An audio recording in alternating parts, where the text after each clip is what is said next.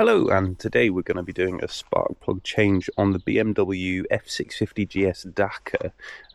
This is the 2006 model, and it's a bike that I'm going to be taking around Morocco. So just to get it in ship shape fashion before a bit of an adventure. I've done a few things already on it. I've rebuilt the front suspension. I have done the headstock bearings. They were pretty loose, and a common weak point on these bikes. There's a couple of things left to do as well. We've got a bit of an oil leak from the right engine case there, just a gasket leak, but we can get that replaced before we do the oil. But today we are going to be focused on the spark plugs. The spark plugs on this bike, it's a single cylinder, but as you can sort of see in there, I don't know if that picks up on the camera, there are two spark plugs just to make it a bit more efficient, have a bit of more of an efficient burn, and lets the tiny little fuel tank take us a bit further. So we're going to be replacing those today. I have two iridium spark plugs. These are from NGK. I didn't realise they were iridium. I would never normally go for iridium, not because I don't like them, but just because they're expensive and I didn't realise. But yeah, so we're going to be taking those out and putting the iridium ones in. We're going to have to remove the preload adjuster for the rear suspension just to get into the area that we need to be there. To remove the preload adjuster for the rear suspension, you're going to need two 13mm spanners, one just on the back nut in there, if the camera will focus, and one on the front there. I don't have 213, so it's going to have to be an adjustable wrench, but we'll get that removed just because I only have so many hands. And I've just got this camera, the Insta360 Ace Pro 2, I think it is. And yeah, not got the full setup yet, hence I didn't record any other bits, but here we go. So this bike has a stick coil setup as opposed to the standard ignition coil type. All you have to do is rotate this off of its metal bracket. I'm sorry, it's probably not focusing too well there. Rotate that off and then lift it up, but it's going to take a bit of welly and I don't have a stanza yet, so we'll just do that and see where we get. So got the first coil off, and turns out that they were iridium plugs already. So we'll be replacing like for like, so that's not too bad, but as you can see they're a bit gummed up, a bit knackered. We're not knackered on there, but needing a bit of a clean, so we can gives us a good chance to clean all the connections and everything on the coils, make sure they're all right, and yeah, we'll take the back coil out as well. And so we got the back one out. That is an absolute nightmare to get to if it's a bit stuck, but there's our two ignition coils. We've got our two spark plugs in there that we're just gonna have to get a wrench on and try and remove as best as we can. We'll see how we get on. So to give you an idea just how tight these clearances are, I tried with the first ratchet and that was too wide, so I've gone for my smallest one here, and it just about fits in with about 1/2 centimetre of clearance from that top bracket. I don't know if you can see there, but we'll take the first one out and that should give us a bit more room for the second one. Now I don't know if you can see, but on this spark plug here, just assessing the quality of the burn. Oh, I don't know how to focus that. Woo. But you can sort of see there. That's a nice tan colour. If it's too black, then it's running too rich. If it goes white and blistered, it's running too lean. But a nice tan biscuit colour there. Nice digestive biscuit colour there is what you're wanting for a good burn quality. Okay, so really interesting. Well, I find it really interesting. We've got that second one removed. Now, I don't have any compressed air. Normally what you would do is, before you take them out, is just scush a load of compressed air through there, just to stop any grit or any nasty grot or anything going down into the cylinder head.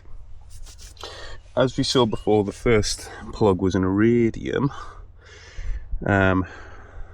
Please focus. Iridium plug there. The second plug taken out, standard.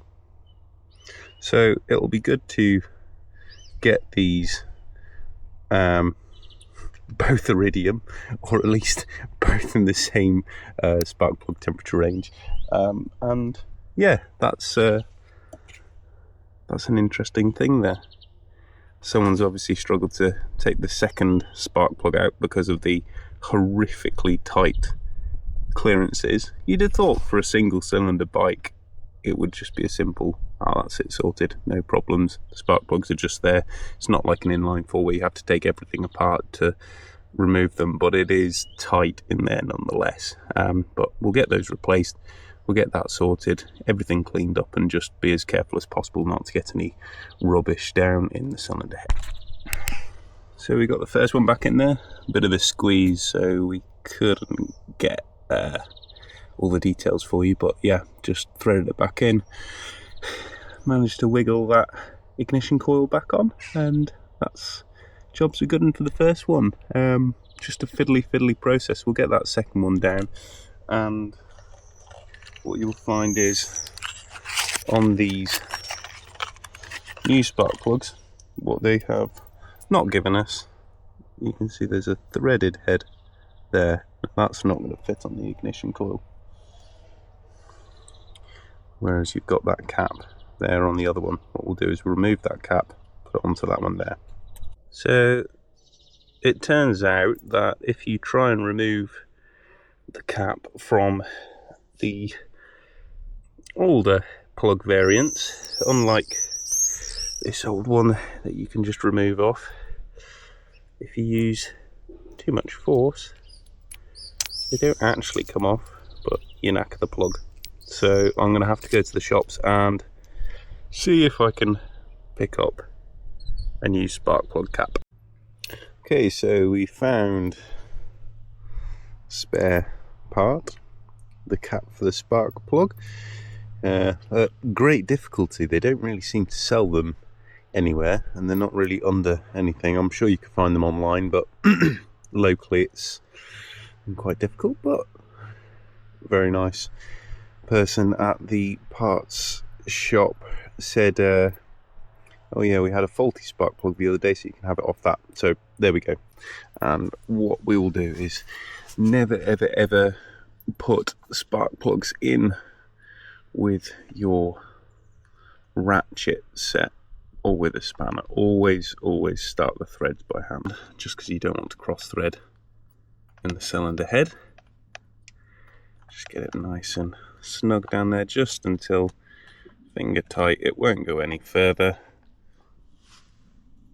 and then you get your socket set and thread it. This is what I mean by it's just awfully tight in there. And what you do is you do it finger tight and then do half a turn on that, but because there's a bit of slack in this, you kind of got to make it up. You'll have to excuse my sniffiness. It is the hottest day here, and the pollen is out. The pollen is out and about, and that, those of you who are counting are probably saying that's way more than half a turn, but it's snug and it's not too tight. Then we can get the cap. Remember which way it goes on.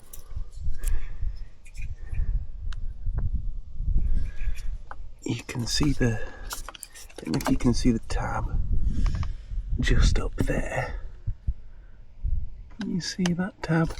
That connects in to this, so it's kind of like a bit of a wiggle to get it in, but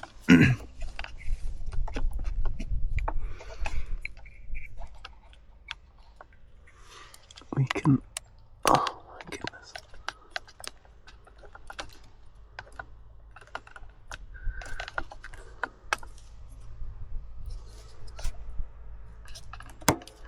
surely we can edit some of this out. I've edited out most of the other struggle. And then get it roughly on there. And then down. Click it down. So it seats on the plug. Like that. Yeah, that nice click. And then twizzle that round so it stays in place. And after that, we'll reconnect this bad boy, the preload adjuster, and we'll get everything back together. Take it for a ride. And like I said, with the oil leak, I don't know if you can see down here, I've cleaned everything as much as possible just to identify where it's starting, and it seems to be starting around there. It's probably bad to see, but everything under here is just wet with oil, and it's just a bit of seepage. But I don't know, if I can fix it, I will fix it before any big adventures. But yeah, that is how to change the spark plugs on the BMW F650GS Dakar edition. I'm going to try and get better at camera recordings and things like that, but we'll see how we get on with it. If you have any questions or suggestions or comments, just put down in the comments below, and yeah, we'll see what we do next. I think it's going to be the oil leak that I want to address next, but I'm going to have to get a new gasket set for that. There is another thing as well that I want to do on this bike, is on the clocks. You can see, well, you can't see now, when you turn the ignition on, sorry, the cameras, this light comes on, this one doesn't. So we'll be pulling that apart, just so if I want to do any riding at night, I know what speed I'm doing. So see how we go on with that. Thanks, bye.